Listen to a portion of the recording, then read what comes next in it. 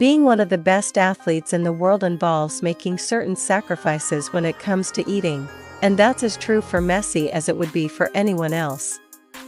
On the other hand, the legendary forward hasn't always been strict about his diet regimen. During his younger years, he frequently indulged in fast food, fizzy drinks, pizza, and Argentine dishes like milanesa, which involves shallow frying a breadcrumb-coated fillet of beef. As Messi aged, he was essentially forced to rein in his eating habits. To quote the athlete directly, "What you can put into your body at 18 or 19 years of age is not the same as what you can put in at 27. That meant cutting down on the pizza and fried beef, for starters, though surely he still makes room for the occasional cheat day. In his effort to take on a healthier lifestyle, Messi began working with Italian nutritionist Giuliano Poser in 2014. If the Poser diet can be boiled down to 5 essential categories, they would be the following: water, olive oil, whole grains, fresh fruit, and fresh vegetables. Collectively, these foods aid with muscle recovery and provide the foundation for Lionel Messi's ongoing diet. Also very good are nuts and seeds, Poser added during a previous interview.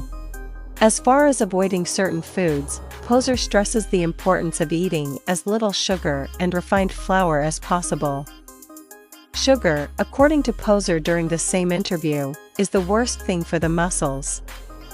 The farther he stays away from sugars, the better.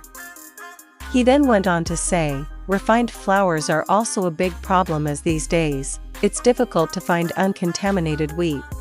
When training, Lionel Messi also shied away from eating too much meat. In Poser's own words, the amount of meat normally eaten by Argentinians and Uruguayans is too much, as it is difficult to digest. To compensate for the lack of protein, Messi reportedly drinks up to 3 protein shakes a day, along with tons of water, as a new match draws near. As you can see, the Poser diet, and Messi diet, by extension, is ultimately about eating healthy food and the right kinds of carbs, while reducing meat intake and supplementing protein. In lieu of fizzy drinks, Messi reportedly consumes yerba mate tea, a caffeinated South American beverage. By adopting this new approach, Messi was able to reduce injuries and even overcome the occasional vomiting fits he experienced before big matches. Nowadays, Lionel Messi retains the habits he picked up from Poser, even if he's taking most of his diet advice from Barcelona's nutrition team.